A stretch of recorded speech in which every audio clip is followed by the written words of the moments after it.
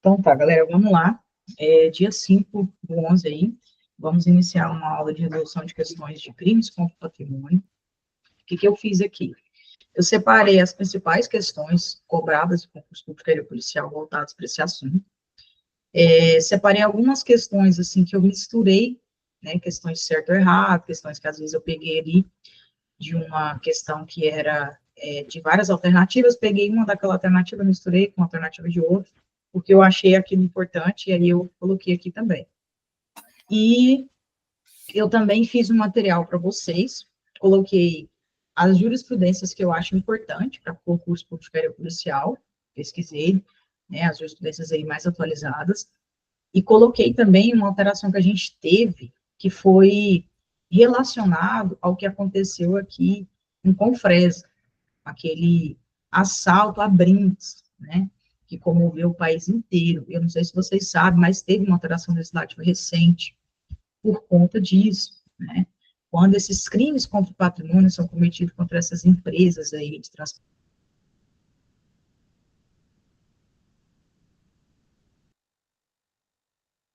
Era uma aula, assim, bem dinâmica, que era uma aula que a gente vai relacionar esse tópico com outros tópicos de direito, tá? E, principalmente, uma aula que a gente precisa entender o motivo das alternativas estarem erradas. Eu não quero só saber qual é a alternativa certa, eu quero saber por que as outras estão erradas, porque esse é o estudo inteligente para o concurso público, tá bom? Então, vamos lá, então. Vou começar pela nossa questãozinha 1 aí, ó. Bora lá. Ó, João, desejando subtrair... Opa, deixa eu colocar aqui. Peguei a caneta errada.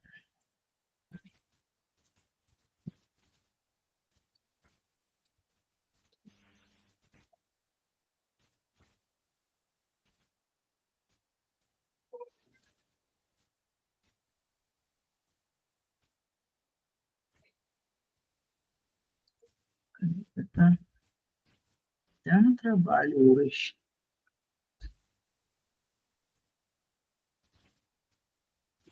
Aí, eu acho que vai.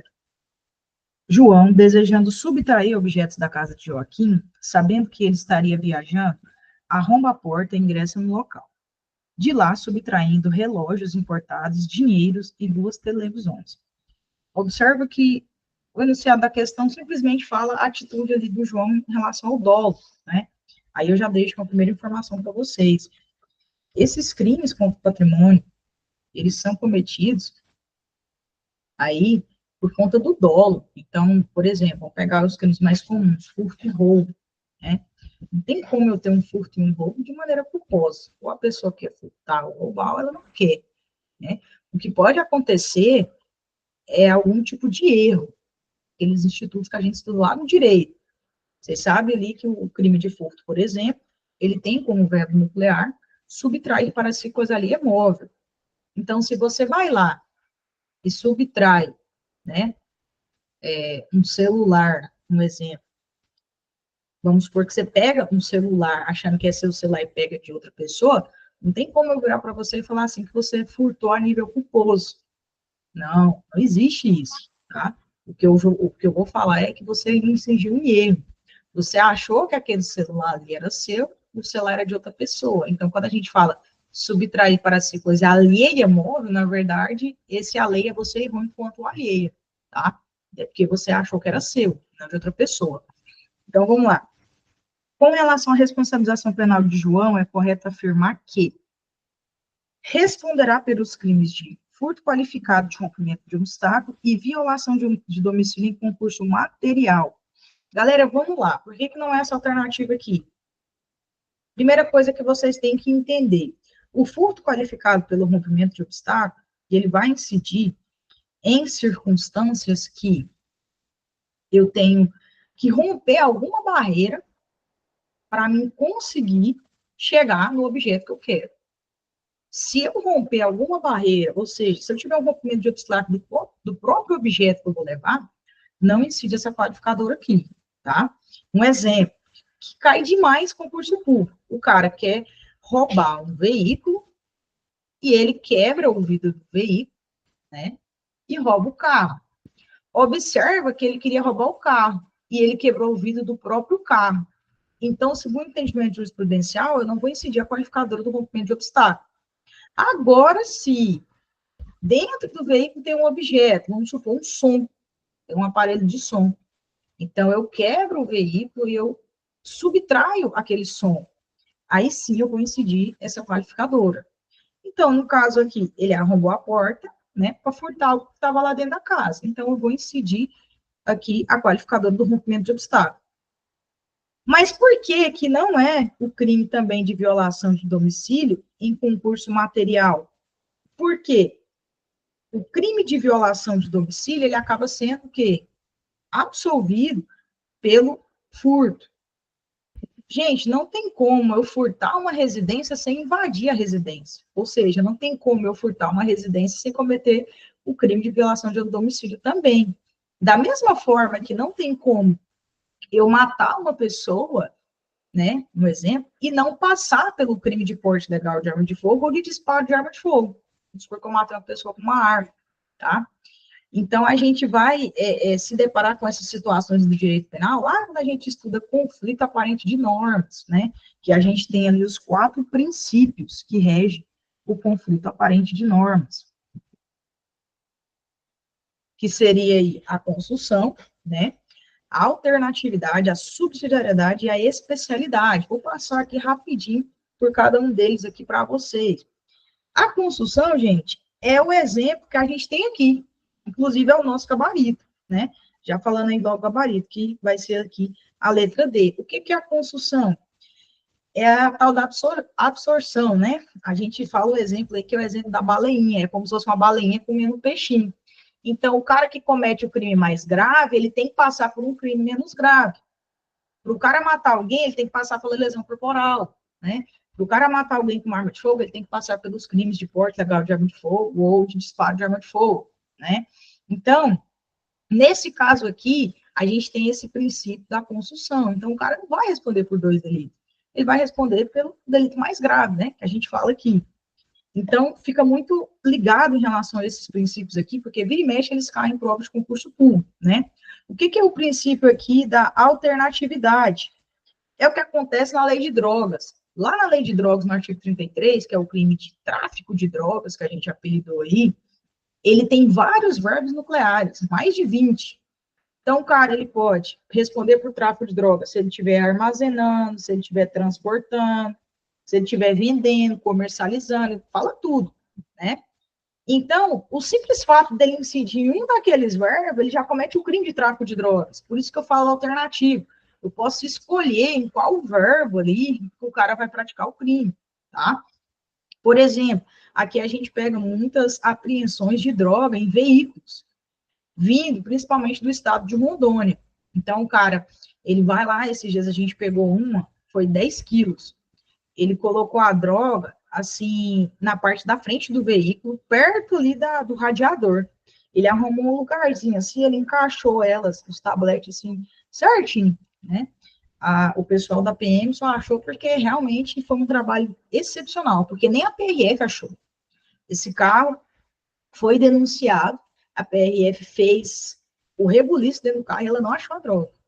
E aí ligaram aqui para a PM aqui e falaram, né? Falaram assim, esse carro está muito suspeito, a gente revistou e não achou nada. E aí o pessoal da PM aqui achou 10 quilos de pasta base. O cara estava transportando e ele estava armazenando. Em qual que ele vai incidir? É a alternatividade. Tanto faz, em qualquer um que ele incidir, ele vai responder por tráfico de drogas. Esse é o princípio da alternatividade. Qual que é o princípio da subsidiariedade? Quando você pega o Código Penal e ele fala assim, se não ocorrer outro crime mais grave, um exemplo, né? Importunação sexual. O cara vai lá, ele chega a mão na bunda da mulher, né? E ela não deixou, ela não autorizou, chega a bunda na mão da mulher. E aí, além dele fazer isso, ele pega essa mulher, ele pega uma arma, bota na cabeça dela, leva ela para um lugar ermo e acaba estuprando lá. Observa que Lá no crime de importunação sexual, ele fala, né? A pena é de tantos anos a tantos anos, se não ocorrer algo mais grave. Então, nesse caso, vai ocorrer algo mais grave, que seria o crime de estupro. Então, o cara, na verdade, vai responder pelo estupro, não pela importunação sexual e o estupro, tá? E o princípio da especialidade? Nada mais é do que a lei especial, ela prevalece sobre a lei geral. Por exemplo, o tráfico de drogas, né? Se vocês pegar o Código Penal lá, a gente tem duas figuras muito comuns aí, que é o descaminho e o contrabando. O contrabando nada mais é do que esse transporte de mercadoria ilegal, né? A droga é algo ilegal? Sim. Ah, então não seria contrabando? Não, porque a gente tem uma lei especial, que é a lei de drogas, que vai tratar sobre o tráfico de drogas. Então, por isso que a pessoa vai responder pelo tráfico de drogas, não pelo contrabando, tá? Então, são esses 4 princípios aí que vão reger o que a gente chama de conflito aparente de normas, que nada mais é uma situação em que o legislador ou o próprio aplicador do direito fica em dúvida em qual lei ele vai utilizar. Então, esses princípios veio para isso, tá bom? Então, nesse caso aqui, o nosso gabarito vai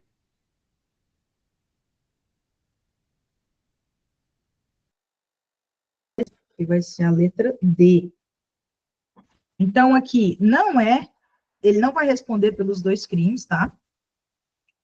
Não se trata de concurso de crimes, eu não vou entrar na esfera de concurso de crimes aqui, porque a questão, na verdade, ela só quis viajar a sua cabeça, tá bom? Não é concurso de crimes, não é 2 crimes, vai responder por um crime só. Aí aqui ele vai falar que ele vai responder apenas pelo crime de violação de domicílio, e não é, porque, na verdade, o crime aqui de furto, ele é mais grave. E aqui, ó, tem uma coisinha que eu quero falar com vocês, ó. Ele vai falar aqui, ó, princípio da subsidiariedade expressa, e aqui ele vai falar princípio da subsidiariedade tácita. Galera, a subsidiariedade foi o que eu acabei de falar para vocês. Quando ocorrer algo mais grave, quando ocorrer crime mais grave, né? O que vocês têm que entender da diferença entre expressa e tácita? Galera, expressa nada mais é do que o que está ali na lei, né? Está na lei.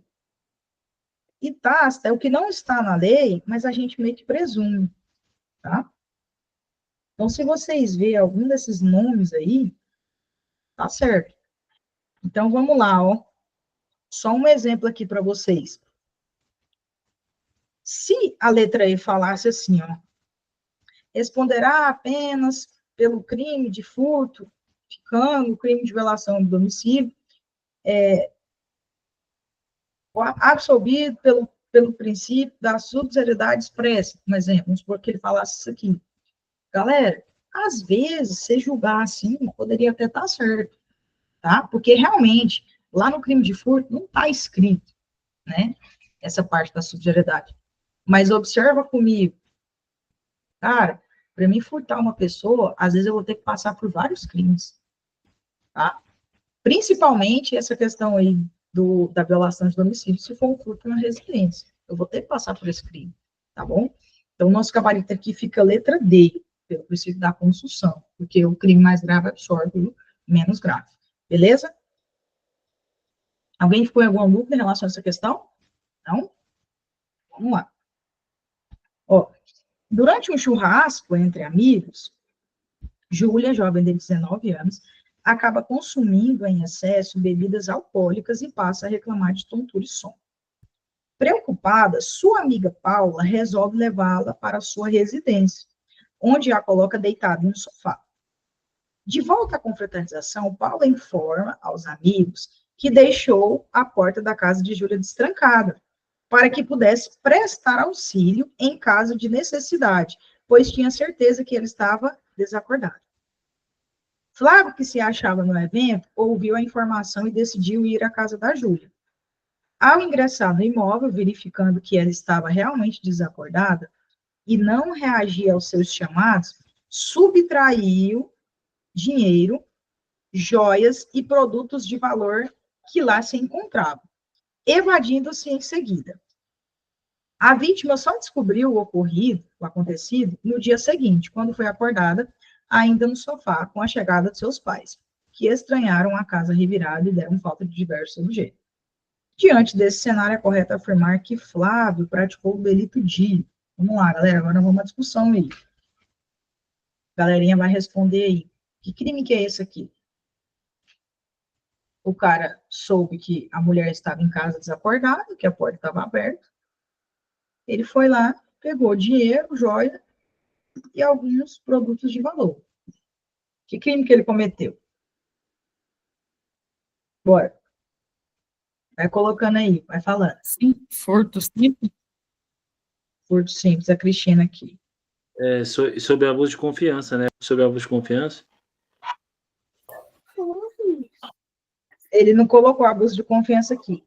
Mas, no caso, seria esse mediante fraude, você fala ou não? Sim, mediante fraude. Esse aqui.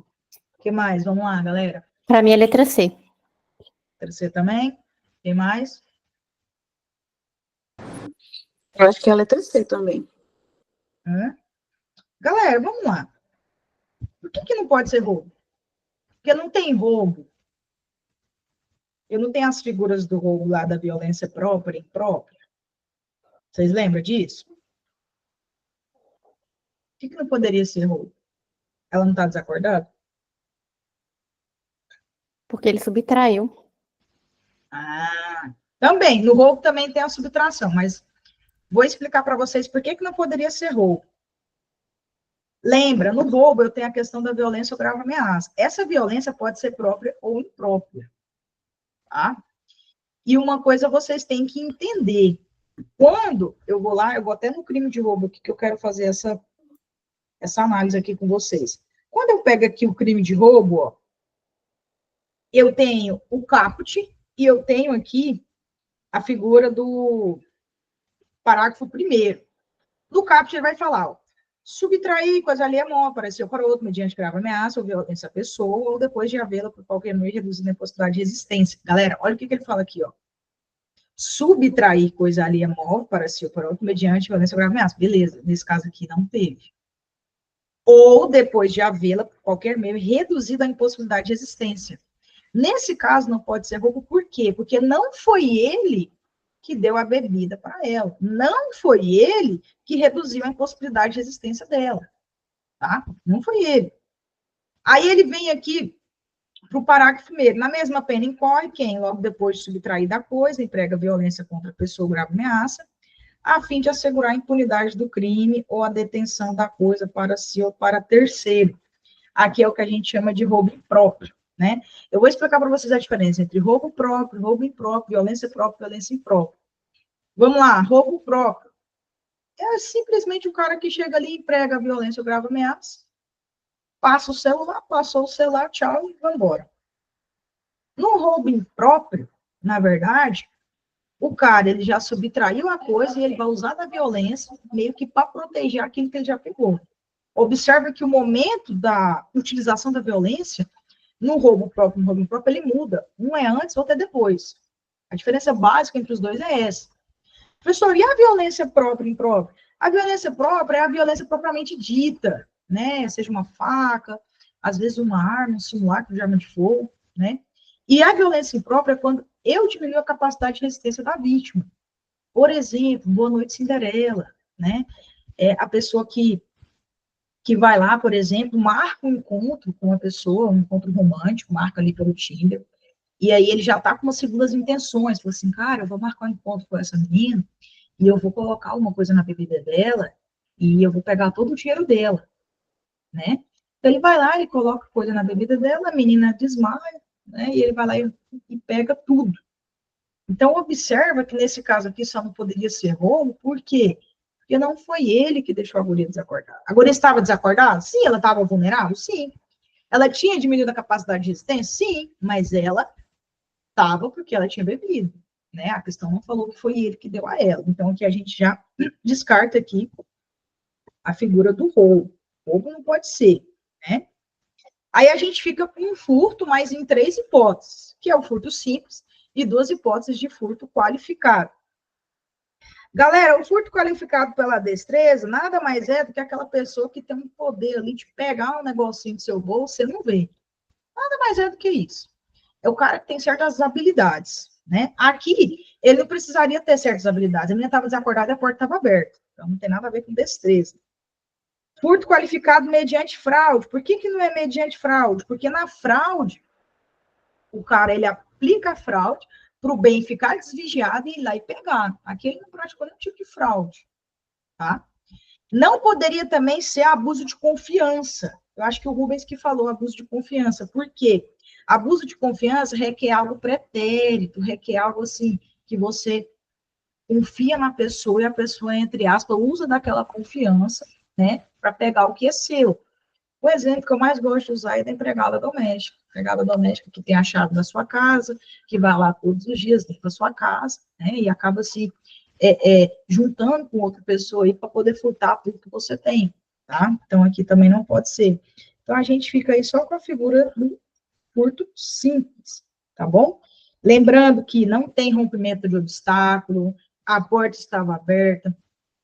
Eu não tenho uma qualificadora específica num caso desse, que a pessoa estava dormindo, o bem estava desvigiado, e o cara vai lá e furta. Não tem uma qualificadora para falar isso. Então, eu não posso falar aqui em furto qualificado, eu tenho que falar do furto simples, beleza? Alguém tem alguma dúvida em relação a essa questão? Não? Então, vamos para a próxima.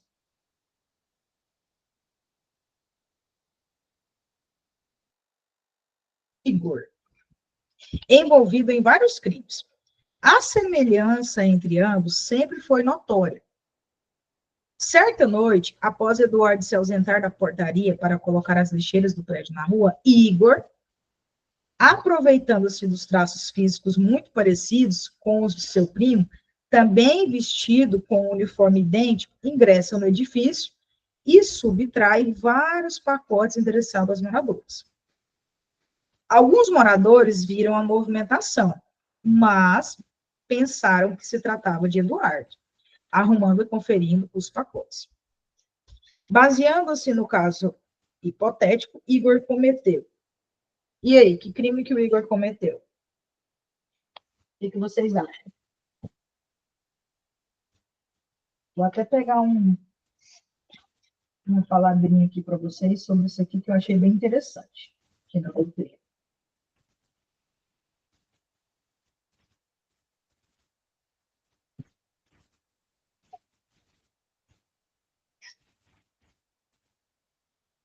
E aí, vamos lá.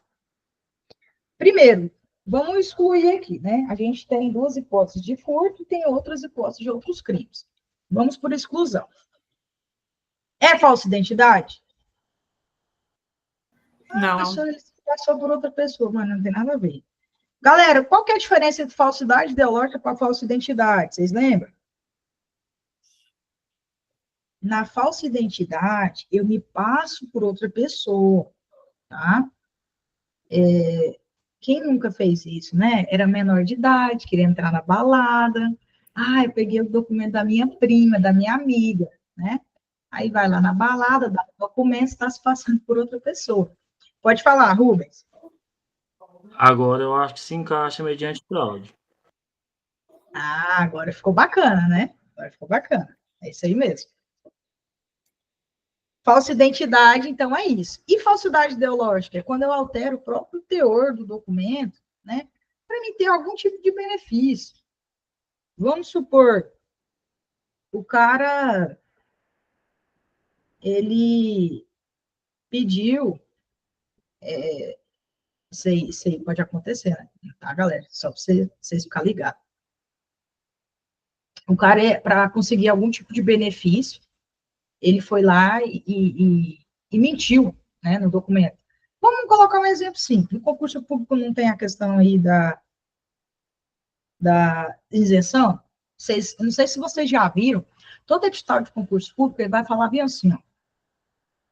Fala da questão da isenção, aí tem um tópico lá que é para as pessoas de baixa renda. Ele vai falar assim, que as informações prestadas ali são de inteira responsabilidade do candidato, podendo incidir no crime tal, que é esse crime aqui. Então, o cara que às vezes mente ali a renda dele, mente para se beneficiar, né, para ter a isenção de inscrição, ele pode incidir nesse crime aqui, porque as informações que ele está colocando naquele documento são falsas, tá? Então, isso é falsidade ideológica, não confunda com falsa identidade.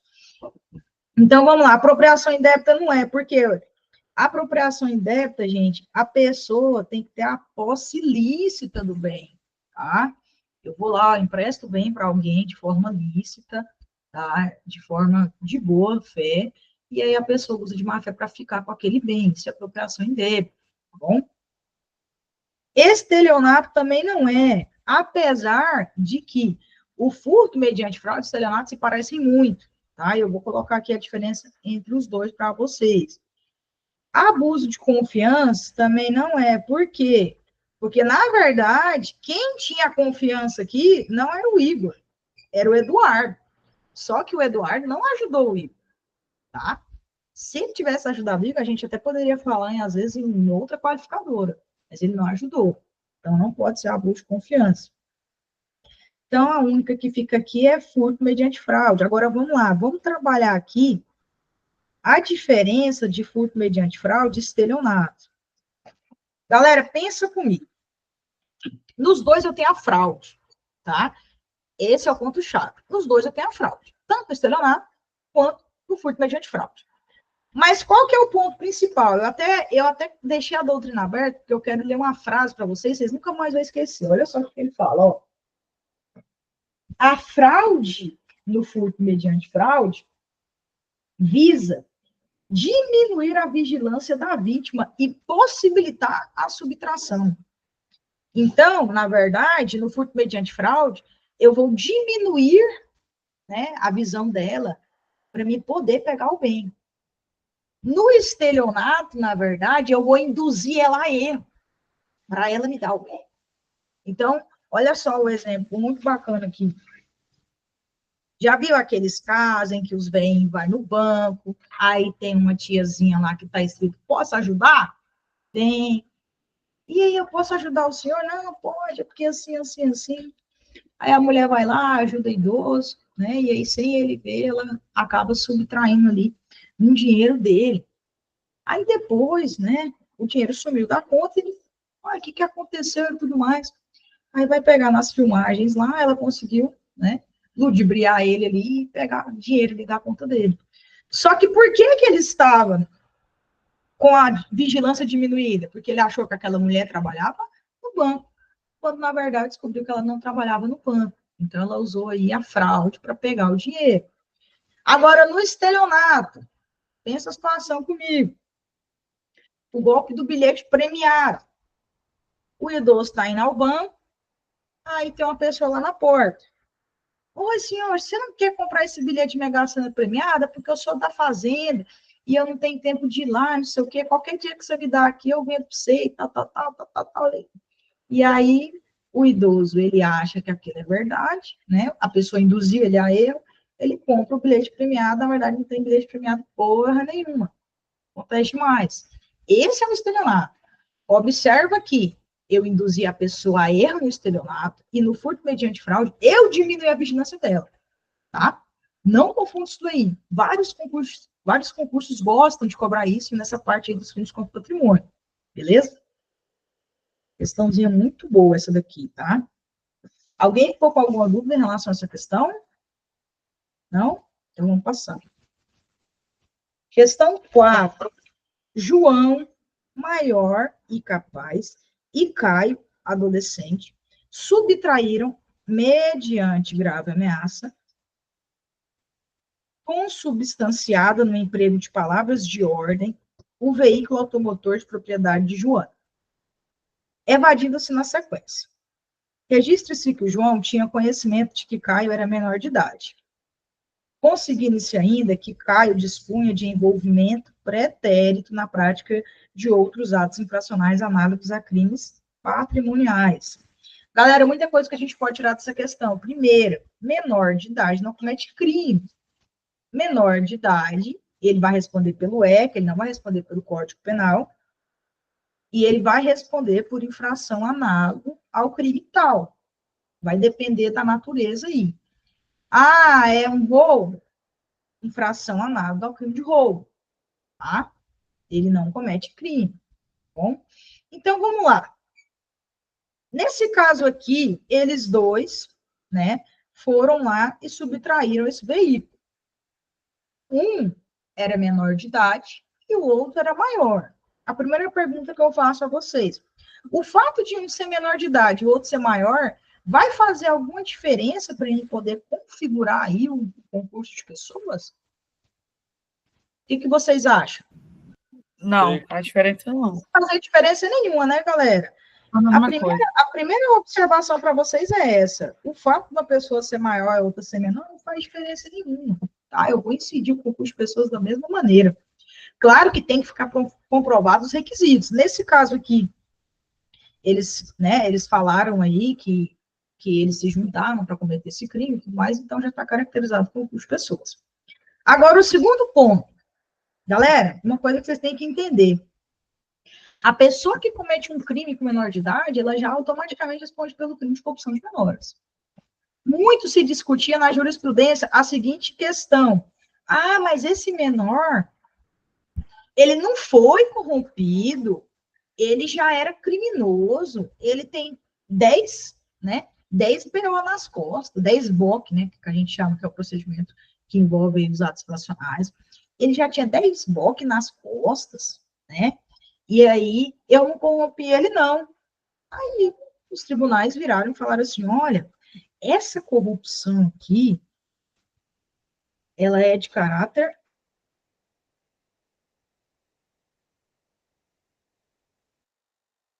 corrompido, já tinha outros procedimentos. É um caráter meramente absoluto, tá? Então, essa questão aqui, ela envolve vários entendimentos jurisprudenciais. Por isso que eu trouxe para vocês. Então, vamos lá, vamos ver aqui, ó. Ela já fala que o João, né, que no caso não é menor de idade é o Caio, responderá pela prática do crime de roubo. Beleza, agora vamos ver qual o roubo, né? Aí ele fala, majorado pelo concurso de pessoas, não podendo ser responsabilizado pelo delito de corrupção de menores, porquanto Caio já dispunha prévio envolvimento com a prática de atos ilícitos. Não, essa daqui já está errada. Simples, não podendo ser responsabilizado pelo delito de corrupção de menores, porquanto Caio já dispunha prévio envolvimento com a prática de atos ilícitos. Essa daqui é igualzinha de cima, a única coisa que muda é que um é majorado e o outro é simples. Se eles se juntaram, vai ser majorado, não vai ser simples, porque tem um concurso de pessoas, tá? Simples. E pelo delito de corrupção de menores, desde que, em relação ao último, o representante legal do adolescente ofereça representação. Galera, corrupção de menor, não tem esse negócio de apresentação, não, tá? O Ministério Público vai agir independente da vontade, beleza? D. Majorado pelo concurso de pessoas e pelo delito de corrupção de menores. Me parece ser essa. Simples e pelo delito de corrupção de menores. O que os senhores tinham que saber nessa questão? Primeiro, que uma pessoa que comete um crime com menor de idade, o menor de idade pode entrar, assim, na soma do concurso de pessoas. Isso daí é majoritário. Segundo, a pessoa maior de idade comete um crime com menor, vai responder pelo crime de corrupção de menores, independente se esse menor, entre aspas, foi corrompido ou não, porque, na verdade, esse crime ele tem um caráter absoluto. É igualzinho a questão do estupro de vulnerável. Praticou conjunção carnal com menor de 14 anos, é estupro de vulnerável. Ah, mas o pai deixou, foda-se. Ah, mas a mãe deixou, foda-se. Ah, mas ela queria, foda-se. Vai responder do mesmo jeito, beleza? Então, aqui, a gente fica aí com o gabarito letra D. Alguém tem alguma dúvida em relação a essa questão? Não? Questão muito boa, galera. Vamos para 5 agora. Ó, esqueci do J aqui, ó. João e Caio, policiais militares, realizavam patrulhamento de rotina. Ocasião em que foram abordados por Maria, que lhes disse que um indivíduo chamado Tício a obrigou, mediante emprego de arma de fogo, a adentrar o seu automóvel. Ato contínuo, o criminoso levou a vítima a uma agência bancária e determinou que ela colocasse a senha no caixa para sacar o numerário disponível, evadindo-se na sequência. Após 30 minutos com a vítima em seu poder. A partir da descrição física fornecida pela vítima, os policiais militares iniciaram as buscas e conseguiram prender Tício em flagrante. Considerando as disposições do Código Penal, Tício responderá pelo crime de... E aí, galera, qual crime o Tício cometeu? Extorsão, acho que é a B. Quem mais? Todo mundo concorda com Rubens? Galera, por que que não pode ser a C? Fala. Essa questão eu mudei ela não era assim, tá? Eu mudei ela. Por que que vocês acham que não pode ser a letra D? Melhor a C, né? Extorsão mediante sequestro não é. Teve sequestro. Extorsão indireta também não. Roubo, muito menos, né? Até porque ele obrigou, né? Ele determinou que ela colocasse lá a senha no caixa e pegasse o valor. Porque é a própria vítima que entrega o valor para ele. Depende da ação Muito bom. dela. Muito bom. O primeiro ponto é esse. Né? No roubo, o cara que pega. Na extorsão, a vítima entrega. Ah, mas ela está sendo coagida. Mas o crime é esse, o verbo do tipo é esse. Iria de letra D também. Outro ponto de diferença, gente. No roubo, mediante a restrição da liberdade da vítima, a liberdade, a restrição dessa liberdade não é para me subtrair o bem. Tá? Porque, de qualquer forma, eu vou pegar o bem. Não é assim, ai, eu vou restringir a liberdade dela para ela ficar com medo e me dar o bem. Não é isso. A restrição da liberdade nada mais é do que para me conseguir, entre aspas, a empreitada criminosa. Um exemplo, o cara vai lá, ele pega a bolsa de uma mulher na rua e começa a gritar, não sei o que, ele pega, bota ela dentro do carro, dá uma voltinha com ela e larga ela aí em qualquer lugar. Observa que aquela restrição da liberdade foi para ele conseguir ali, né, a empreitada criminosa para não deixar nenhum tipo de rastro, para fazer a pessoa ali ficar quieta, alguma coisa do tipo, tá? Quando eu falei na extorsão e restrição da liberdade, é aquele negócio, foi o que a Camila falou. Primeiro, quem vai pegar o bem vai ser ela, né? Eu vou restringir a liberdade dela para fazer ela ficar ali coagida e me dar o que eu quero, tá? Mas quem vai me dar é ela, eu não vou pegar. Até porque se ele tiver só o cartão aqui, ele não consegue, ele precisa dela para colocar senha, tá? Então, nessa questão aqui, a gente vai ficar com a letra D. Mais uma questão muito bacaninha aqui, muito bacaninha mesmo, tá? Alguém tem alguma dúvida em relação a essa questão? Não? Então, vamos lá. 6. Durante a noite, uma pessoa adentrou clandestinamente em uma loja que comercializava aparelhos eletrônicos e subtraiu diversos celulares, mas foi detida em flagrante pela polícia. A partir dessa situação hipotética, assinale a opção correta em relação à causa de aumento de pena no caso de furto noturno, à luz do entendimento consolidado pelo STJ, entendimento jurisprudencial, tá? Às vezes as bancas adoram esses entendimentos aí dos tribunais superiores. Vamos lá, então. O fato de a ação delitiva ter ocorrido em estabelecimento comercial enseja, por si só, o aumento da pena aplicável ao furto noturno? Gente, furto noturno tem a ver com estabelecimento comercial? É uma viagem, né? Essa daqui é para viajar. B, a presença de outra pessoa dentro do estabelecimento comercial no momento da ação delituosa seria causa de aumento de pena relativa ao furto noturno. Não tem nada a ver também o número de pessoas que está dentro do estabelecimento, ou dentro da casa, ou em algum lugar, tá? Para a incidência da causa de aumento de pena relativa ao furto noturno, é imprescindível a comprovação de falta de iluminação adequada no local de ocorrência do delito. O que significa a palavra imprescindível? Necessário ou desnecessário? Necessário. Necessário. Então, vocês acham que para ter esse aumento de pena aqui do repouso noturno, precisa ter falta de iluminação? Nada Não. a ver. Não. Nada a ver. Para a incidência da causa de aumento de pena relativa ao furto noturno, é preciso representação da vítima. Essa aqui também viajou, né? Viajou mesmo. A, B e a D são viajadas, tá? Realmente só erra o cara que às vezes não começou a estudar para concurso ontem, não sabe de nada, né? A ocorrência de furto à noite e em situação de repouso configura causa de aumento de pena relativa ao furto noturno, independentemente de local estar ou não habitado. Muito importante isso daqui, tá bom? Muita gente fica com essa concepção de que o furto do repouso noturno, ele só vai incidir à noite se o local for habitado. Não. Independente se o local for habitado ou não, vai incidir, tá? Independente se o local tem baixa iluminação, alta iluminação, também vai incidir. E a gente também precisa lembrar de uma coisa, que é a questão da cultura, né, gente? Às vezes o repouso noturno em alguns lugares começa a tal horário, às vezes em outros lugares começa em outro, né? Se você pegar as pessoas aí que moram na zona rural, elas dormem cedo, né? A gente fala que dorme com as galinhas, mas também acorda muito cedo, né? Às vezes dá 4 horas da manhã, o povo tá de pé já, né? Já no jeito ali de tirar leite, né? Que a gente fala. Na cidade, geralmente nas capitais, as pessoas já dormem mais tarde. Então, tudo isso é levado em consideração, né? Então, a gente precisa levar em consideração essas questões culturais também, tá bom?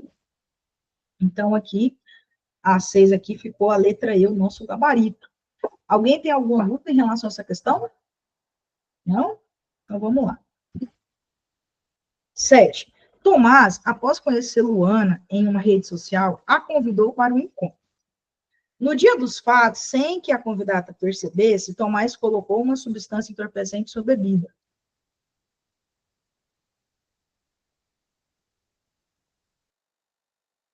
Foi reduzida a impossibilidade de resistência, o agente subtraiu seu telefone celular e seu relógio, evadindo isso na sequência. Nesse cenário, considerando as disposições do Código Penal, é correto afirmar que Tomás responderá pelo crime.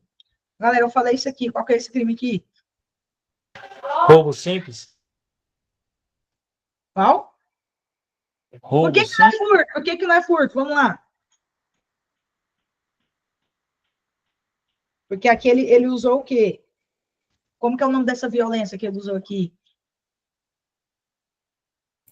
Violência Imprópria. imprópria, exatamente. Ele usou da violência imprópria. Gente, muita gente cai nisso aqui e bota furto.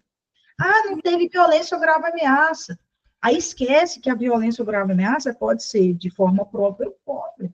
Aqui, no caso, ele diminuiu a capacidade de resistência dela. Tá? Mas confunde demais esse livro, professor. Confunde. Mas isso aqui é para vocês não errar nunca mais, tá?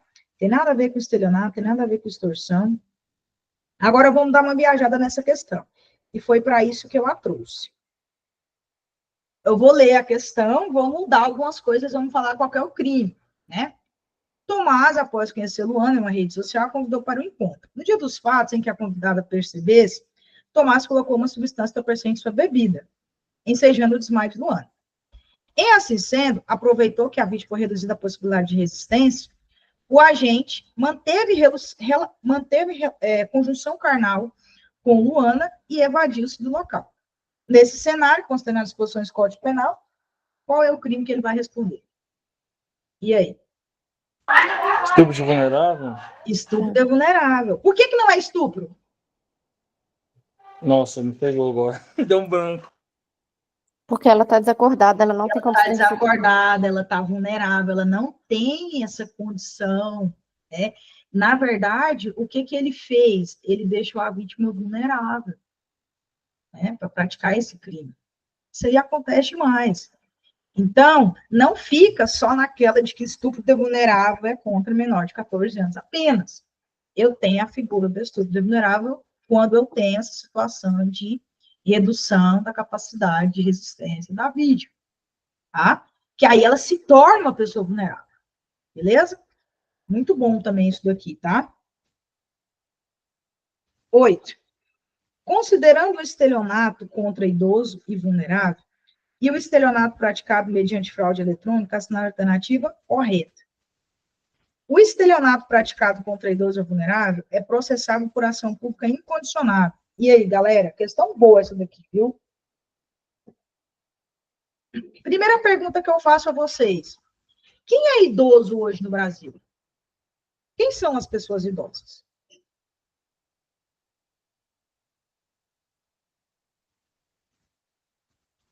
Quantos anos que a pessoa tem que ter para ela ser considerada idoso?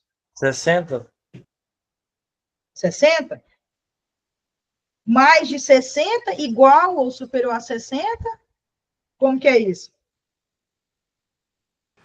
É 65, parece, não é? 65 é para ter direito ao transporte coletivo. Ah, sim. Eu acho que é igual ou superior. Ou superior.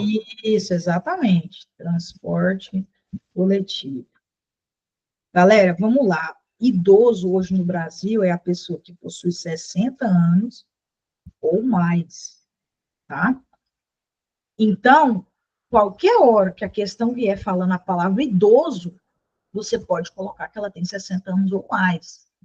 Ela pode ter 70? Pode, mas ela pode ter 60, ele não falou a idade dela.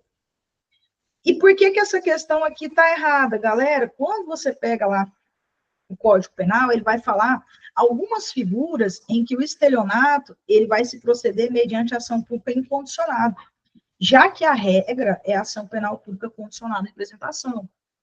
E uma das hipóteses é quando a pessoa é maior de 70 anos. Eu marcaria a C na prova. E aí, o que acontece aqui? A pessoa lê lá idoso, aí já pensa logo no maior de 70 anos, mas na verdade é 60 anos ou mais, tá? E aí, ó, uma atençãozinha aqui para vocês, em relação a essas exceções, que o próprio artigo, ó, ele vai falar assim, ó, maior de 70 anos de idade ou incapaz.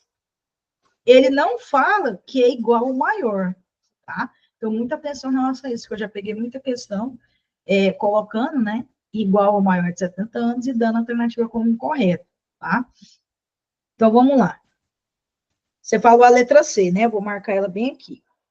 B. O estelionato praticado mediante fraude eletrônica exige que as informações obtidas por fraude eletrônica sejam fornecidas pela própria vítima, através de contato telefônico, correio telefônico, eletrônico ou mensagens para o aplicativo? Será que tem essa exigência? Tantos golpes que a gente tem aí, né? Que tem essa questão desse estelionato por meio de fraude eletrônica, não tem nada a ver com a vítima tem que passar essas informações, tá bom? Eles podem conseguir de outro meio também. C. O estelionato contra idoso ou vulnerável, considerada a relevância do resultado gravoso, é punido de forma aumentada, podendo chegar ao dobro da pena do crime de estelionato. Galera, exatamente essa questão aqui. Lá no crime de estelionato, vou até abrir aqui para vocês, a gente teve uma alteração em 2021, tá? Essa alteração, ela incluiu ali no artigo 171, que é o artigo que vai tratar sobre o estelionato, o parágrafo 4º, que vai falar dessa questão do aumento de pena. Ele vai falar assim, ó, a pena aumenta-se 1/3 ao dobro se o crime é cometido contra idoso ou vulnerável, considerada a relevância do resultado gravoso. Galera, por que a gente teve essa aprovação? Simplesmente porque, infelizmente, as maiores vítimas de crime de estelionato são os idosos. Era tudo que o vagabundo queria. Esses dias eu fiz um curso de estelionato e o professor falou, né? Gente, era tudo que o vagabundo queria. O Pix, que é um sistema super rápido, né? E que, via de regra, você não tem como cancelar. Claro que a gente tem uns mecanismos de bloqueio desses valores, né? Que a gente orienta ali as pessoas que vão na delegacia vítimas desse crime. Inclusive, semana passada eu consegui recuperar R$1.500 aí, justamente por conta dessa informação, né? A pessoa chega na delegacia, ela não sabe o que fazer. E o rapaz tinha sido vítima de um crime de estelionato, ele fez o Pix de 1.800, conseguiu recuperar 1.500. Perdeu R$300? Perdeu, mas pelo menos não é 1.800, né?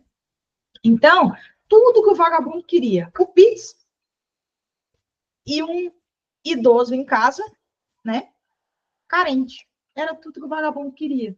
Aí ele começa, oi tia, tudo bem, né? E aí vem vários outros tipos de golpe. Então, o legislador olhou para esse crime e falou assim, cara, eu preciso colocar alguma coisa aqui para endurecer a pena para essas pessoas que cometem esses crimes contra idoso vulnerável. E aí veio com essa causa de aumento de pena, tá bom? D. O estelionato praticado mediante fraude eletrônica é punido de forma aumentada, já que a fraude eletrônica enseja causa de aumento de pena do crime de estelionato. Galera, na verdade, a fraude eletrônica não é aumento de pena. Ela é o quê? Vocês lembram? Ela é uma qualificadora. Eu vou até ver aqui, ó, uma pena de 4 a 8 anos, tá? Então, aqui, ó, não é um aumento, é uma qualificadora. Então, na verdade, a pena ela é maior, tá? 4 a 8 anos. são tipos penais autônomos do crime de estelionato, processáveis por ação penal pública incondicionada. Galera, ele fala aqui, lá em cima, ele fala assim, ó, considerando o estelionato contra idoso e vulnerável e o estelionato praticado mediante fraude eletrônica. E na E, ele vai falar que esses crimes são tipos penais autônomos. Na verdade, não, galera. É dentro do crime de estelionato, só que são o quê? Qualificadoras, né? Na verdade, contra o idoso aí, ele é uma causa de aumento de pena, tá? Então, aqui ficaria assim, ó. Aqui, ó. Aqui é um aumento de pena. E aqui é uma qualificadora. E aí ele fala, processável por ação penal pública incondicionada. Na verdade, galera, a regra é condicionada. Eu ia fazer essa pergunta aí agora, professor. Vamos lá. Essa regra de ser condicionada é para todas as áreas, igual exemplo dos idosos. Mesmo sendo idoso vulnerável, ela é mediante representação? Mediante representação. Tem as exceções. Um exemplo, maior de 70 anos ou incapaz.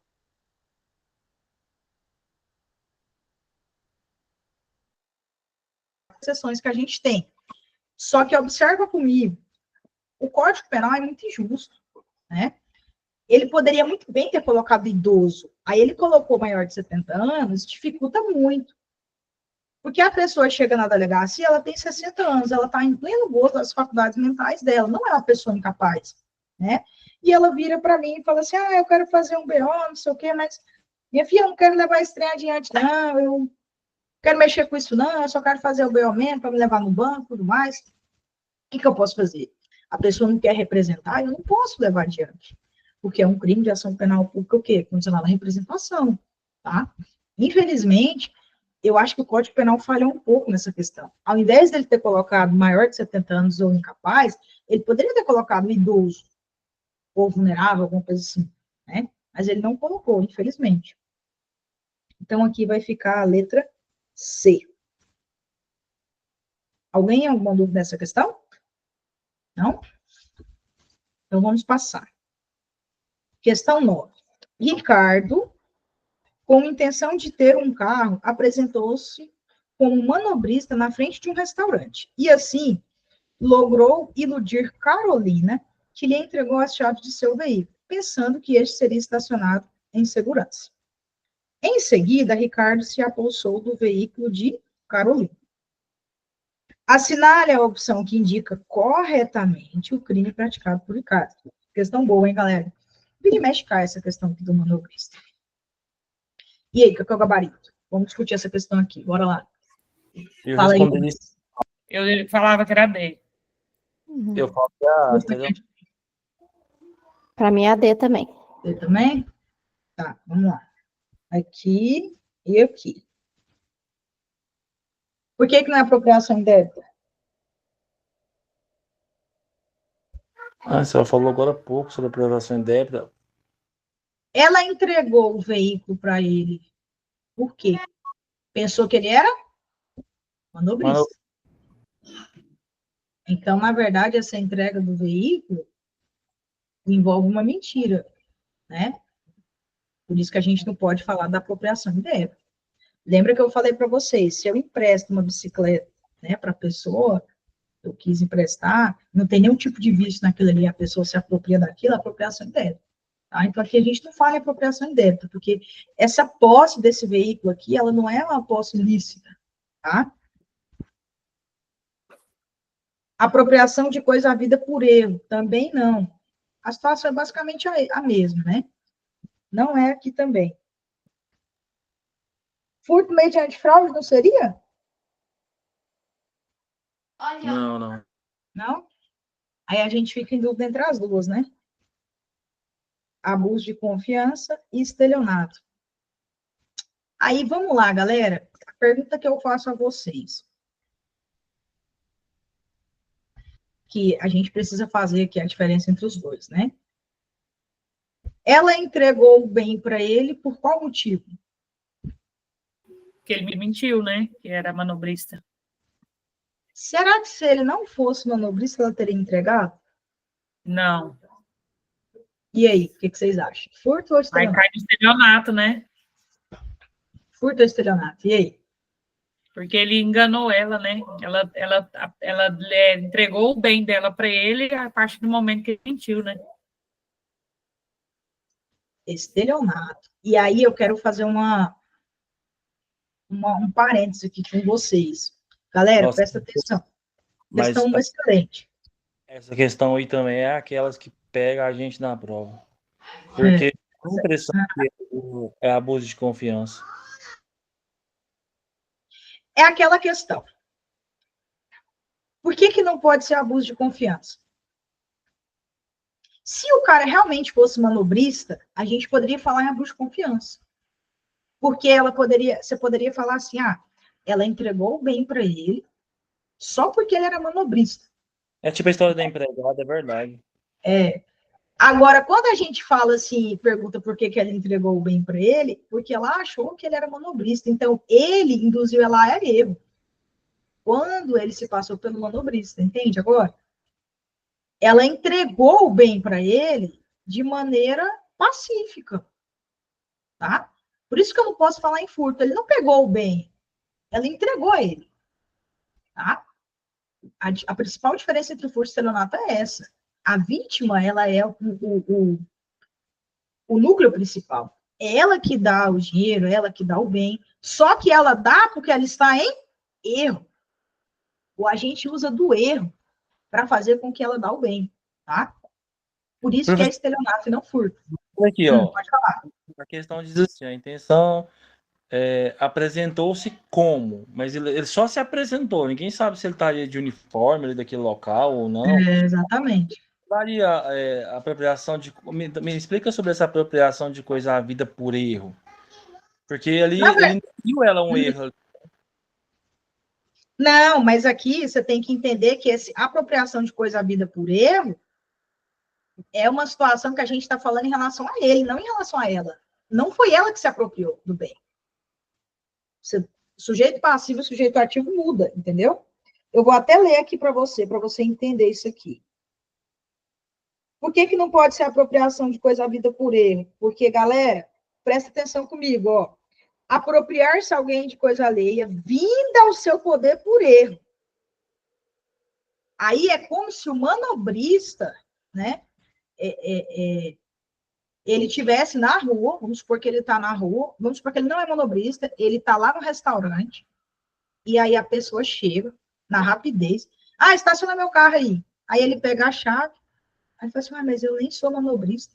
Essa é uma situação dessa, de coisa, apropriação achada, ou apropriação de coisa havida por erro.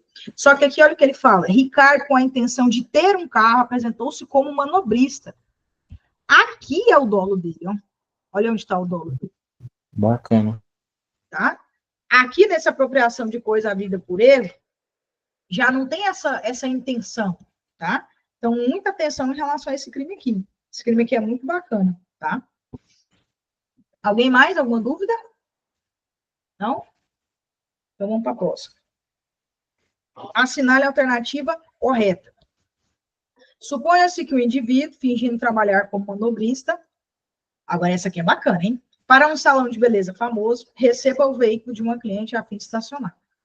E, em seguida, saia com o carro para dar uma volta, restituindo-o espontaneamente, horas depois, à sua proprietária, sem qualquer dano ou prejuízo. Nessa situação hipotética, o fato é ativo. E aí, certo ou errado?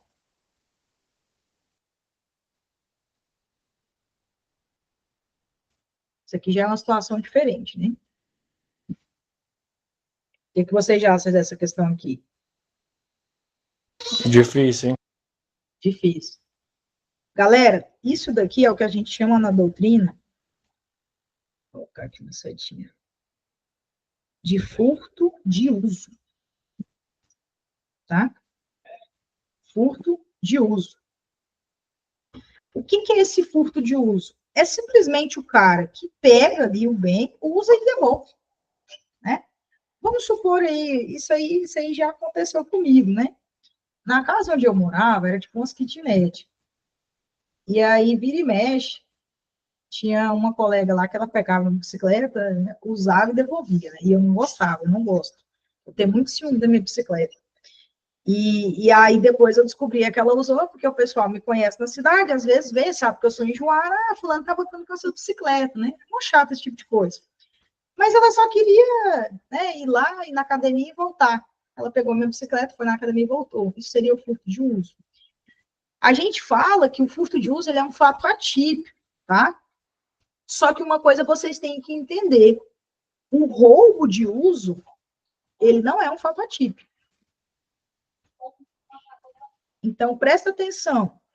Se uma pessoa, né, subtrai aí uma bicicleta usando, né, o emprego de violência ou grave ameaça, só para usar a bicicleta e vai lá e devolve, ele incide em crime.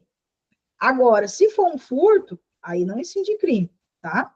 Então, muita atenção em relação a isso. O furto de uso é um fato atípico, mas o roubo de uso, ele é totalmente típico, beleza? B. A adoção do sistema de vigilância realizado por monitoramento eletrônico, por si só, torna impossível a configuração do crime de furto. E aí? Certo ou errado? Errado. Dá um exemplo para mim. O cara que está lá no supermercado. Aí ele quer furtar um celular. Pegar um supermercado aí desses grandes que vende celular. Ele pega o celular, ele coloca na mochila dele, e o povo está lá monitorando e viu, né? Ele pegando o celular. Observa que a hora que ele pega o celular e bota na mochila, ele já está sendo monitorado. E o que geralmente os seguranças fazem? Espera ele sair do mercado para pegar ele. Geralmente é assim faz. Tá? E aí ficava esse questionamento. Ah, mas essa questão desse monitoramento eletrônico, quando o cara bota na mochila, já sabe que ele vai pegar e tudo mais. Isso daí não seria um crime possível, alguma coisa do tipo, né? E aí a jurisprudência vem e fala, não. O sistema de vigilância, né, realizado por meio de monitoramento eletrônico, ele torna possível a configuração do crime de furto. Então, na verdade, esse impossível aqui tinha que ser possível, que a gente tem a configuração do crime de furto, tá? Então, essa questão aqui está errada por conta disso. O agente que quebrar o vidro de um veículo para subtrair o automóvel incorre em crime de furto qualificado pela destruição ou rompimento de obstáculo. Certo ou errado? Por que essa daqui está errada? Me explica, eu já falei dela hoje. Porque ele quebra o bem que ele vai roubar. E se ele tivesse quebrado para pegar o som do carro? Aí é. Exatamente, isso aí, ó. Isso aqui cai demais, viu, galera? Demais mesmo. D. Configura-se o crime de furto de energia elétrica quando o agente instala no interior da residência dispositivo para alteração do medidor de energia localizado na parte externa do muro da casa. Por que está errado? Porque não é na parte externa? Não, não é isso que está errado. O que está errado aqui é o crime. Que crime que é esse aqui? É Não é furto de energia elétrica. Estelionato, isso aí. Vamos lá. Vamos lá, ô Tulhão. Você só consegue explicar para a galera qual que é essa diferença aqui entre esse furto de energia elétrica e o estelionato? Um exemplo prático aí. Vixe, agora eu tô lembrado que a senhora explicou sobre o lugar lá que manda energia elétrica. Poste, exatamente. É isso. Você lembrou? Galera, se eu tenho energia na minha casa, né? Eu tenho um padrão ali bonitinho. Eu vou lá e altero o medidor para me pagar menos energia, isso é crime de estelionato, porque eu estou usando da fraude para enganar aquela empresa. Agora, se vamos supor que eu não tenho energia na minha casa, vamos supor que a minha energia está cortada, um exemplo, eu vou lá, pego a energia direto da fiação ali do poste e eu coloco em casa. Isso é furto de energia elétrica, porque eu estou subtraindo energia elétrica. Eu não tenho ela, tá? Muita atenção em relação a isso, daí vira e mexe, cai nesses concursos, tá bom? Não é isso daí. Isso daí, inclusive, tá lá nas observações, lá no material que eu vou colocar para vocês. E, em se tratando de crime de furto mediante fraude, a vítima ludibriada entrega voluntariamente a coisa ao agente.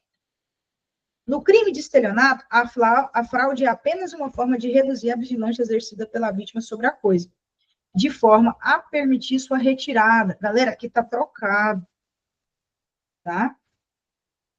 Aqui está trocado. Isso aqui, ó, é estelionato. Eu acho que isso aqui é estelionato.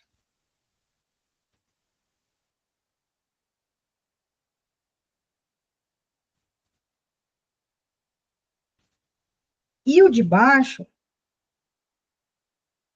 é furto mediante fraude. A explicação que eu dei para vocês. Olha lá, ó. A vítima é ludibriada, ela é enganada, ela entregou de forma voluntária. Já no furto mediante fraude, ele usa a fraude para reduzir a vigilância da vítima. E aí ele vai lá e subtrai o bem. Beleza? Não erre em relação a isso daí, tá bom? Aqui o nosso gabarito ficou a letra A. Essa questão aqui eu adaptei ela todinha, tá? Questãozinha muito boa. Vamos para 11. Antônio assistia a uma série televisiva noturna quando foi surpreendido pelo inesperado toque da campainha de sua casa. Ao atender a porta, deparou-se com um funcionário de uma renomada loja de vinhos, que indagou se aquele seria o endereço para onde havia sido pedido por João da Silva uma celebrada garrafa de vinho, já devidamente paga por Pix pelo destinatário no valor de R$ 1.500. Percebendo o erro, mas dominado pela vontade de degustar a bebida, Antônio confirmou falsamente ser ele o autor da encomenda, dando ainda como correto o endereço, o que fez com que a garrafa fosse, em seguida, a ele voluntariamente entregue, sendo consumida por Antônio antes do engano ser percebido pela loja vendedora do produto e por seu funcionário. Sobre a hipótese narrada, assinada a alternativa correta. Galera, que é isso aqui? Gente, questão boa. Essa questão aqui, eu tirei o chapéu para ela, tá? Eu acho que essa questão é até recente, eu acho que ela é desse ano ou do ano passado, não lembro. Mas eu tirei o chapéu para essa questão. Porque eu sempre via isso, principalmente em iFood. Já aconteceu comigo, do cara entregar, a encomenda for para mim, a comida é para mim, e a pessoa fica com a comida falando que é dela. E aí deu uma briga, né? E aí eu ficava pensando, cara, se isso acontecer, né? Que crime que é? E aí, galera, que crime que é esse? Qual crime vocês acham que é esse aqui? Vamos lá. Por que não é apropriação indébita?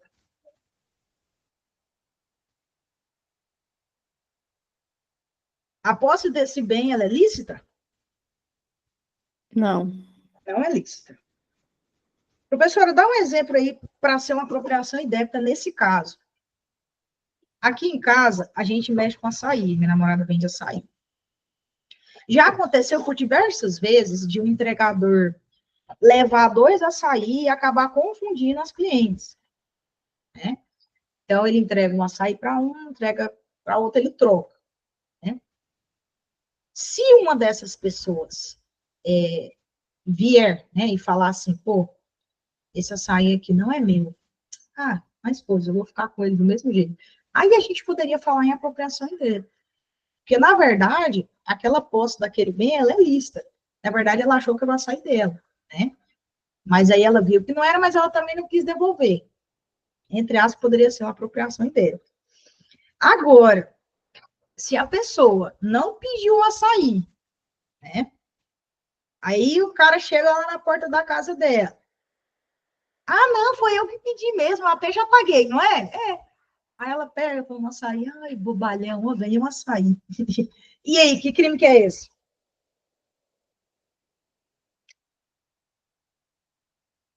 Furto qualificado pela fraude, vocês acham? Esse bem foi subtraído? Ou o cara que foi entregar a encomenda entregou para ele por livre e espontânea vontade?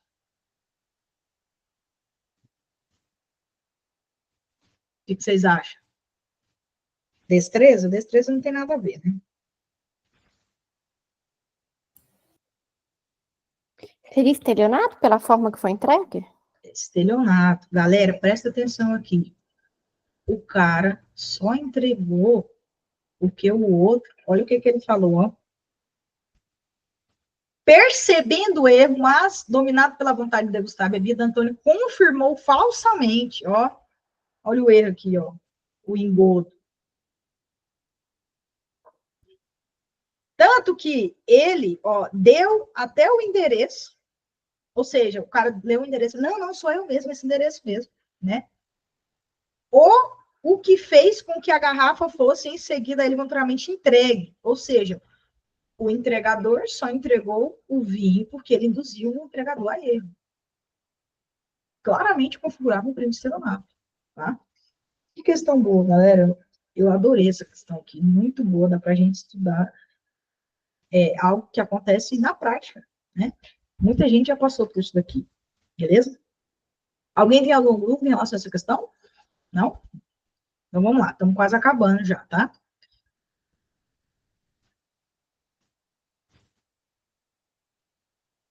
Questão 12.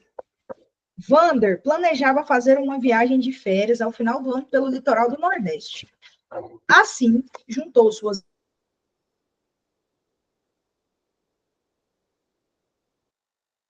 O automóvel foi vendido dentro dos valores praticados no mercado. Em razão do tempo exíguo, Vander, todavia, não investigou a procedência do veículo, tendo acreditado na indicação de seu amigo Tobias, como se verifica em mensagens trocadas via aplicativo por meio de seu telefone celular. No dia 31 de dezembro de 2022, Vander, em viagem, foi parada em uma blitz. Na ocasião, um agente da Polícia Rodoviária Federal constatou que o carro de Vander acabara de adquirir era proveniente de roubo. Vander foi preso em flagrante pelo crime de receptação. Diante do cenário, ora descrito, assinale a opção que indica a tese defensiva que poderia ser invocada em favor de Vander. Galera, o que é tese defensiva? Nada mais é o que ele vai usar na defesa dele, né? Claramente configurado um crime de receptação, né? E se vocês estivessem no lugar do Vander, o que vocês usariam como tese defensiva para vocês? Fala aí para mim. Essa daqui você não precisa nem saber muito o direito para você conseguir responder. Deixa eu abrir aqui. Receptação que eu vou ler depois para vocês. E aí, qual que vocês acham que é?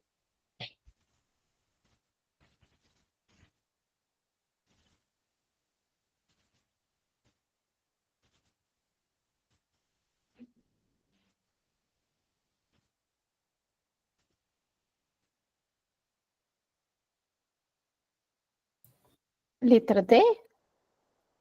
Letra D, né? Galera, olha lá. Ele comprou um carro. Se o valor do carro tivesse muito abaixo, dava para a gente usar essa daqui? Não dava, né? Porque pensa comigo, o carro vale 20 mil, ele está sendo anunciado por 10 mil. Não dá para você presumir que aquele carro tem algum problema? Esse carro só pode ser roubado, ele está pela metade do preço, né? Tanto é que vocês vão ver que lá na receptação, a gente tem a figura da... Deixa eu só ver aqui para vocês. Cadê?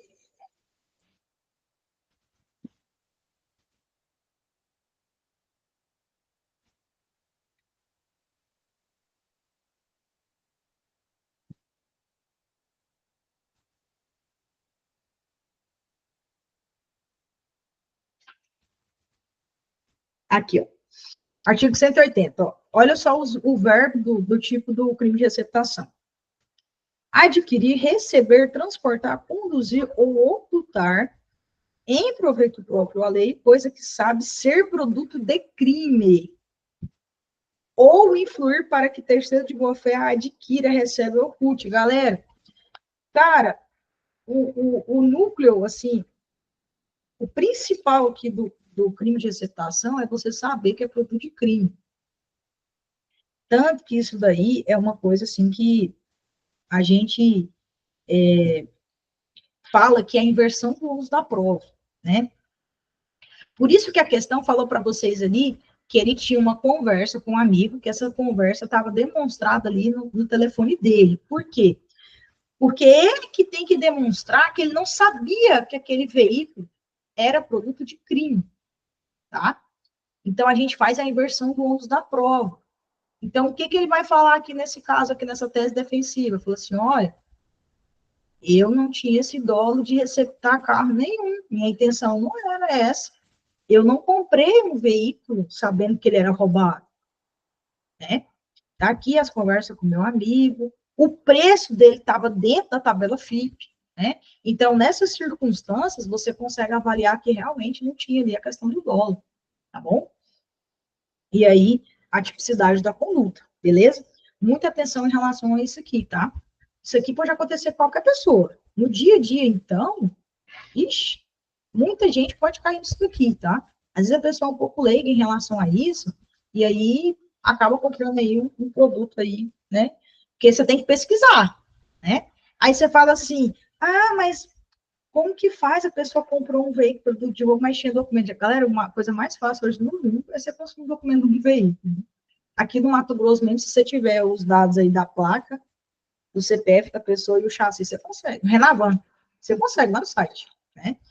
Outros estados não conseguem. Então, muita gente pode cair nisso daqui, beleza? Então, aqui a gente fica com a letra D. Questãozinha boa também, a gente trabalhar a receptação. Alguém tem alguma dúvida em relação a essa? Não?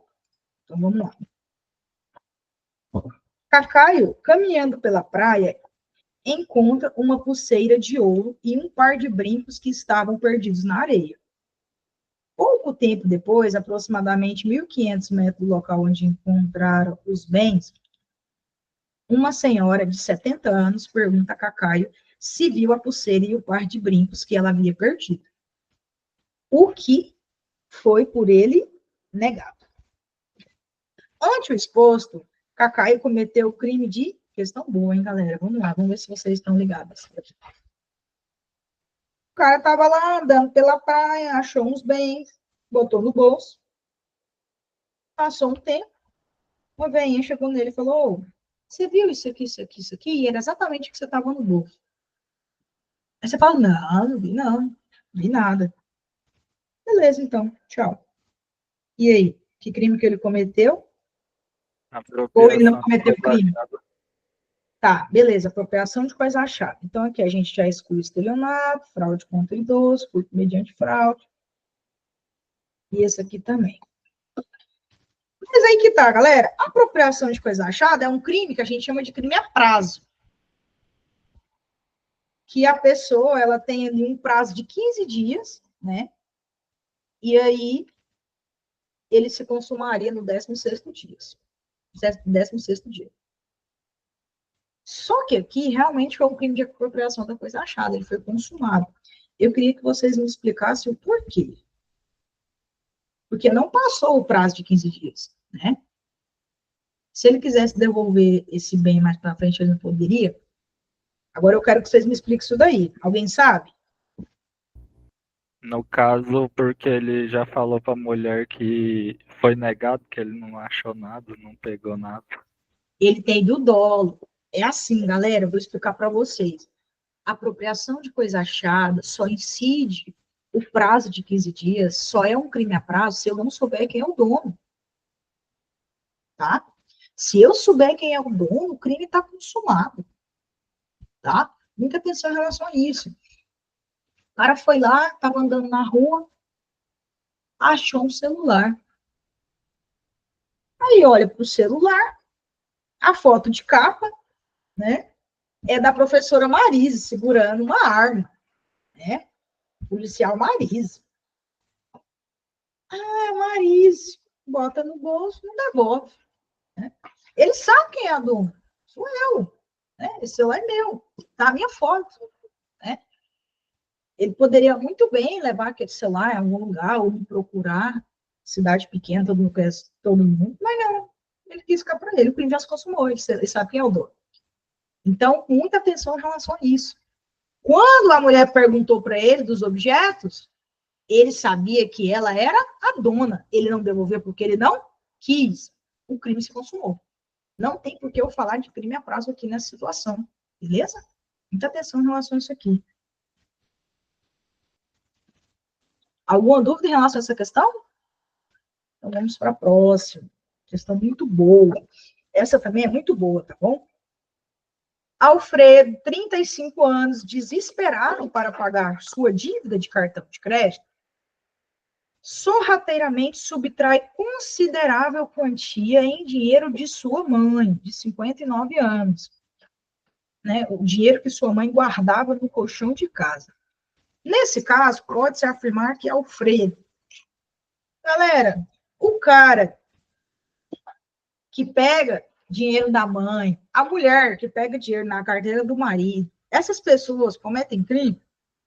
Responde para mim, o que vocês acham?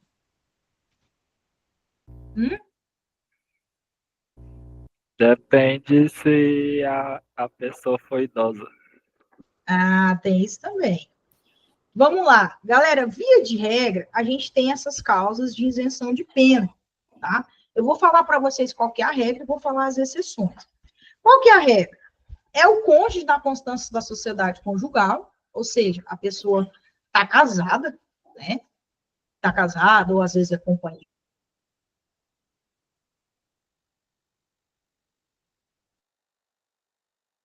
E não, qualquer tipo de parentesco aí. Nesse caso aqui, ó, não estou o nome da mãe. O Alfredo, ele é filho dessa senhora aqui, de 59 anos. Então, eles têm essa relação aí de ascendente-descendente, né? Então, no caso aqui, teria uma isenção de pena. Agora, vamos ter que verificar se não há nenhuma hipótese de exceção nessas duas relações. Professora, seria pela quantidade considerável de dinheiro, que se fosse uma quantidade ínfima, não seria ilícito? Não, nesse caso aqui, a gente vai olhar para a idade e para a natureza do crime, tá? Primeiro ponto que eu tenho a falar para vocês que não aplica essa isenção de pena. Se o crime for de violência ou grave ameaça. Se ele possuir violência ou grave ameaça, a gente não aplica. Então, se for um roubo, aplica? Não. Se for uma extorsão, também não. Tá? Aqui já é a primeira exceção. Outra exceção que eu tenho para falar para vocês também. Se ele for cometido com uma pessoa que tenha 60 anos ou mais. Olha o tanto que a questão é sacana. Qual que é a idade dessa pessoa aqui? 59. Olha que sacana isso daqui, galera. Muito sacana. Então, presta atenção. Nesse caso aqui, é um crime de furto, não tem violência ou grave ameaça. Essa pessoa aqui é a mãe, então tem a questão de ascendente e descendente, porque vocês vão ver que se for uma relação de, por exemplo, tio, sobrinho, alguma coisa do tipo, continua tendo crime, só que eu preciso da representação. É só essa que é a diferença que vai mudar. Tá? Mas continua tendo crime.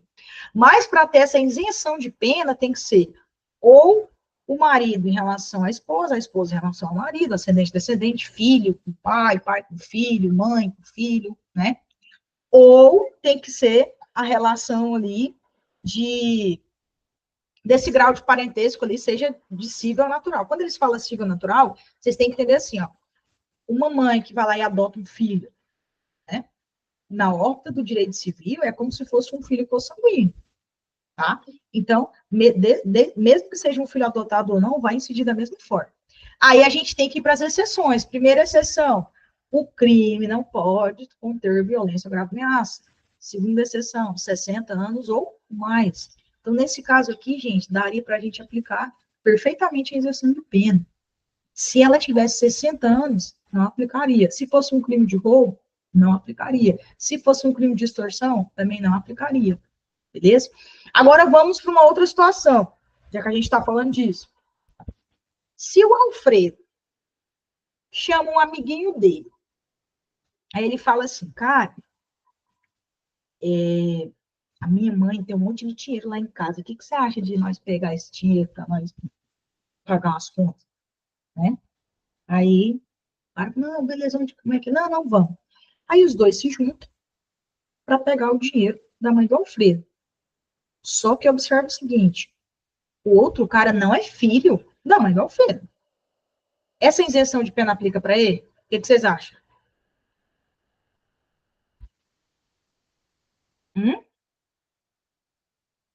Não se aplica, galera. Só vai aplicar em relação ao ascendente e descendente. Se o cara, ele é uma pessoa de fora, é um terceiro, ele não tem relação nenhuma, ele vai responder pelo crime e o Alfredo vai ficar isento de pena, tá? Muita atenção em relação a isso aqui. Então, vamos lá, ó. É isento de pena diante da escusa absolutória por ter praticado o crime em prejuízo de ascendente. Responderá por crime de roubo. Galera, isso aqui nem seria roubo, isso aqui seria furto, né? Responderá por crime de extorsão. Também não. Não cometeu crime por ter agido em exercício regular do direito. Nada a ver, né? Responderá pelo crime de furto. Então, as duas que ficariam aqui, ó, seria a A e a E, né? Aí vocês teriam que analisar se tem as exceções ou não. Nesse caso aqui vai ser a letra A. Beleza? Vamos agora para 15. Jonas, primário e portador de bons antecedentes, subtraiu, sem violência ou grave ameaça, 10 pacotes de biscoito, avaliados no todo em R$90,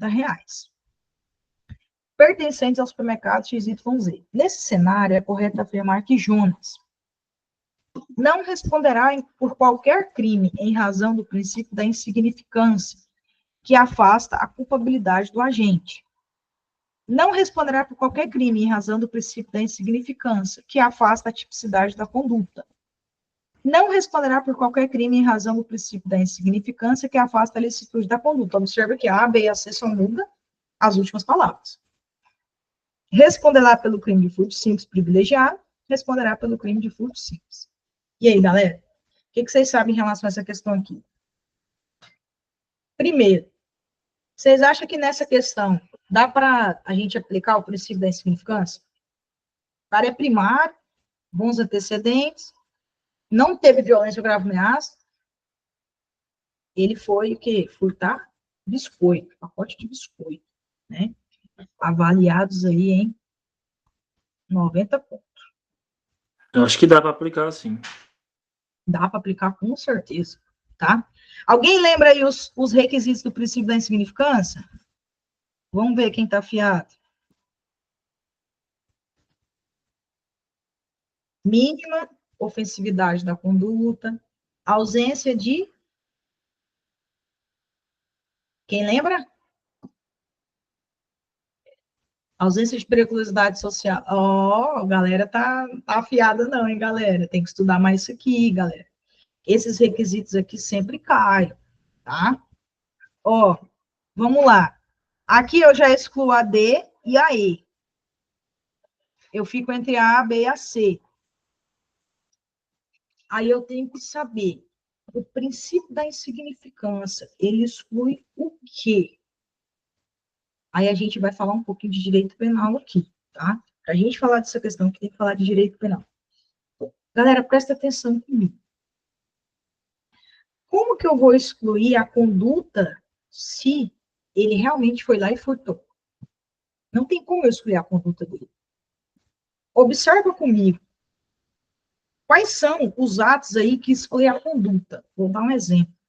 Coação física irresistível. Vamos supor que você foi sequestrado. O sequestrador pegou uma arma, colocou na sua mão, pegou o dedo dele, enfiou o seu dedo no gatilho e atirou, matou uma pessoa. Observe, gente, que na verdade quem fez aquilo foi o sequestrador, não foi você. Isso chama-se coação física irresistível. Eu não tive conduta. Não há uma conduta por parte dessa pessoa. Agora, nesse caso aqui, ele realmente foi lá e ele furtou os biscoitos. A gente não tem que falar que não teve conduta. Teve conduta sim, tá bom?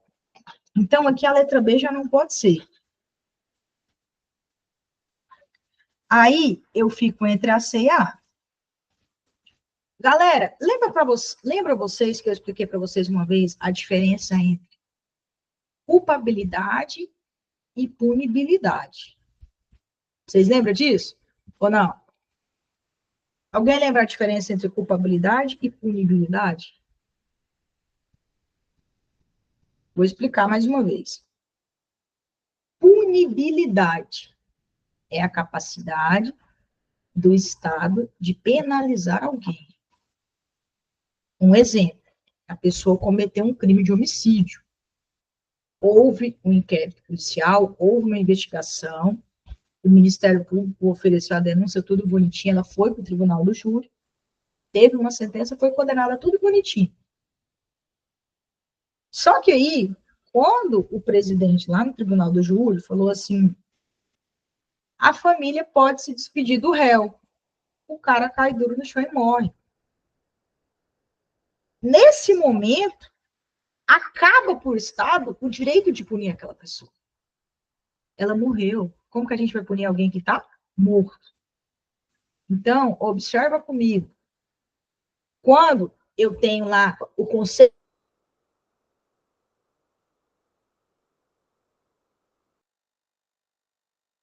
punibilidade, já aconteceu o crime, esses 3 substratos, eles já estão completos. Punibilidade é apenas a capacidade do Estado de punir. Como que ele vai punir alguém que está morto? Como que ele vai punir um crime que já está prescrito? Né? Então, analisem isso. Punibilidade lembra de pena. Né? Então, quando eu falo em extinção da punibilidade, exclusão da punibilidade, quer dizer que acabou para o Estado essa coisa dele poder punir alguém. Tá?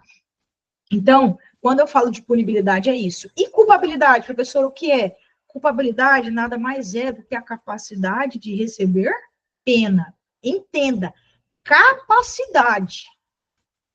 Eu vou olhar para a pessoa que cometeu o ilícito e eu vou olhar para ela e vou falar assim, será que essa pessoa pode ir para o presídio? Basicamente é isso. Eu não estou avaliando se o Estado pode ou não dar início ao cumprimento daquela pena. Tá? Exemplo, o cara que é doidão, né? O cara, ele foi comprovado ali por laudo psiquiátrico que ele tem problema, né?